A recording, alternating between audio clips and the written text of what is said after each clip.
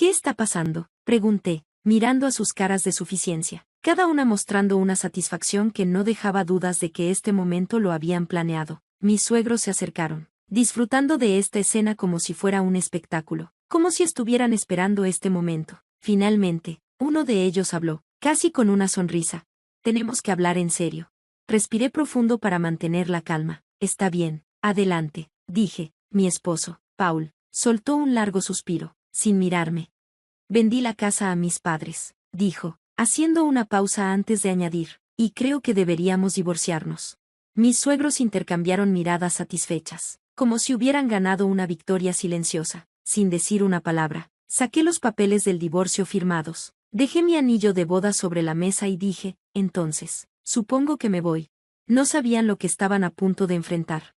Mi nombre es Laura y tengo 50 años. Ha pasado mucho desde que me casé con Paul. Nuestros hijos ya son adultos y llevan sus propias vidas. Yo solía trabajar en una oficina, pero ahora, gracias a la recomendación de una amiga, doy clases sobre cómo hacer accesorios hechos a mano. Lo que empezó como un pasatiempo se convirtió en mi profesión, y me llena de felicidad. Puede que algunos no entiendan que un hobby se convierta en trabajo, pero a mí me hace sentir plena.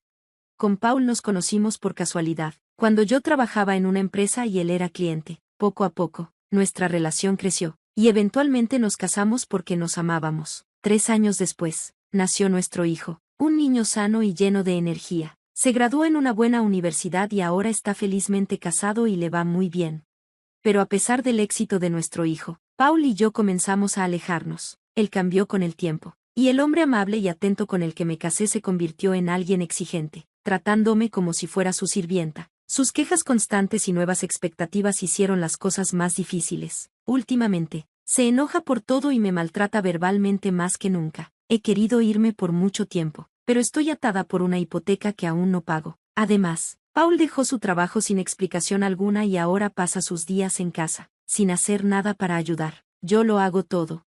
La casa en la que vivimos fue reconstruida recientemente, y yo pagué todo. Me encargué de las finanzas y ahorré para hacerlo posible. Esa casa representa mis sueños y mis esfuerzos, un hogar que construí con mis manos. No quiero que Paul se quede con ella si decido irme. La casa significa mucho más que una simple hipoteca. Es el lugar donde mis sueños se hicieron realidad, con una cocina que diseñé con tanto cariño. Aunque Paul tuvo algo que decir sobre el diseño, yo me hice cargo de todos los gastos y quería que fuera a mi manera. Después de muchos retos, finalmente la construimos, y me sentí tan feliz con el resultado. Pero el costo fue mucho mayor de lo que esperábamos, así que tomamos un préstamo mucho más grande del que planeábamos. Conseguir ese préstamo en nuestros 50s fue una sorpresa, pero la emoción por nuestra nueva casa nos impulsó a seguir adelante. Paul no estaba tan emocionado, no le gustó cómo quedó la casa y se quejaba del dinero que gastamos. Esto es un desperdicio, como tirar el dinero, murmuraba. Yo ignoraba sus quejas y seguía adelante, pero al final dejó de hablarme y comenzó a hacer cosas para molestarme. Me preguntaba cuándo las cosas mejorarían. Unos meses después de mudarnos a la nueva casa, sonó el timbre de la puerta de manera inesperada. Estaba por abrir, pero Paul se levantó antes que yo, quizás sabiendo quién era. Poco después, las risas y voces alegres llenaron la casa cuando la puerta del salón se abrió. Vi a mis suegros inesperados, Mark y Laura. Siempre me sentí incómoda a su alrededor. Cuando anunciamos nuestro matrimonio, fueron fríos conmigo, criticando mi estatus social más bajo y actuando de manera extraña. Incluso el día de nuestra boda, después de casarnos, siguieron metiéndose en todo, y cada visita me dejaba pensando cómo manejar la situación. Aunque creía que las cosas se habían calmado, su visita repentina me tomó por sorpresa. Los saludé educadamente, sintiéndome algo tensa, pero ellos pasaron de largo sin decir una palabra, ignorándome a propósito y dándome un empujón en el hombro. Admiraban la casa, especialmente la cocina grande. Paul la mostró con orgullo, y cuando se fueron, parecían satisfechos, pero en cuanto se marcharon, Paul se puso serio, alzando la voz hacia mí. Apúrate y hazte bocadillos, me ordenó. Me sentí abrumada, así que rápidamente le serví, pero mis suegros parecían molestos, comentando sobre la falta de hospitalidad. ¿Esto es todo lo que tienes?, murmuró Mark.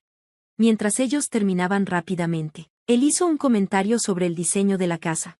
Está muy bonita, dijo, mirando más el decorado que lo que yo había preparado. Paul sonrió ampliamente y les invitó a mudarse con nosotros, como si yo no estuviera ahí. Ellos lo escucharon y se fueron. mientras yo me quedaba atrás, observando cómo se marchaban. Sentí la distancia entre nosotros al verlo reír y charlar felizmente con sus padres, algo que hacía mucho no veía.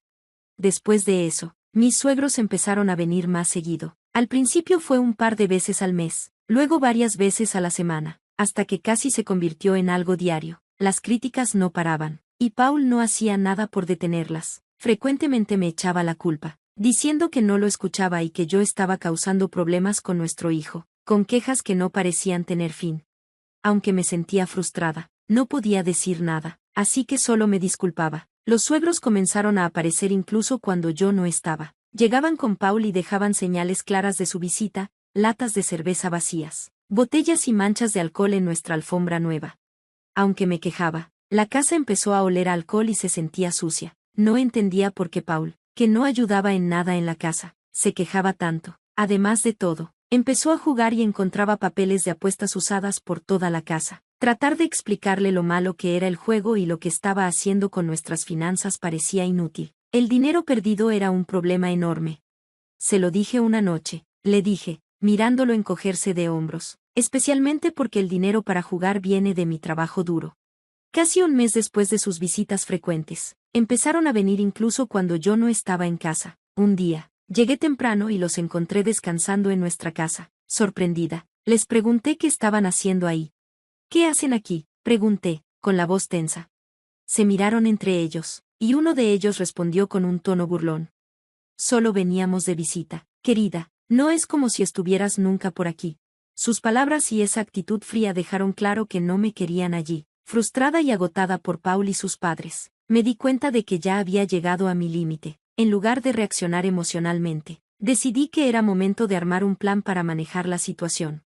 En medio de todo esto, ocurrió algo inesperado. Un día, cuando se suponía que yo no estaría en casa, mis suegros aparecieron sin avisar. Sorprendida por su timín, les solté con sarcasmo: vaya, qué sorpresa, solo vienen cuando no estoy.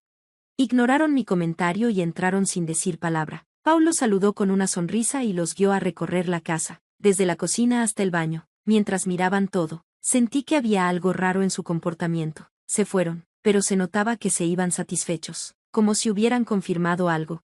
¿Qué fue eso?, le pregunté a Paul, pero él solo se encogió de hombros. No es asunto tuyo, respondió, despectivo. Su actitud me hizo sospechar que me estaba ocultando algo. Pensé que podría estar tratando de engañarme, pero no era fácil averiguar qué estaba pasando. Decidí observar más de cerca. Un día, después de trabajar, llegué a casa y me encontré con un gran camión de mudanza afuera, con el nombre de la empresa, Centro de Mudanzas. Paul estaba hablando con el conductor y los trabajadores. Cuando me vio, hizo como si no me hubiera notado y entró a la casa. Para mi sorpresa, mis suegros llegaron justo en ese momento. Me saludaron de manera casual, y Paul los condujo adentro. El ambiente estaba tenso, y mientras lo seguía, noté un gran cambio. Todo nuestro mobiliario y pertenencias habían desaparecido, reemplazados por los muebles viejos de mis suegros, como si se estuvieran mudando. Me senté en el sillón, rodeada de sonrisas arrogantes, como si todo esto hubiera estado planeado. Ansiosa, decidí quedarme callada y esperar a ver qué pasaba a continuación. Tenemos que hablar, dijo uno de mis suegros, casi con entusiasmo. Tratando de mantener la calma, pregunté: ¿qué pasa? Paul suspiró, sin mirarme. Vendí la casa a mis padres, dijo, mirándome para ver mi reacción, y luego añadió: y creo que deberíamos divorciarnos. Sus padres asintieron, sonriendo como si estuvieran disfrutando de ese momento. Yo no reaccioné, ya me lo esperaba, así que firmé los papeles del divorcio. Dejé mi anillo de boda sobre la mesa y dije: entonces, me voy.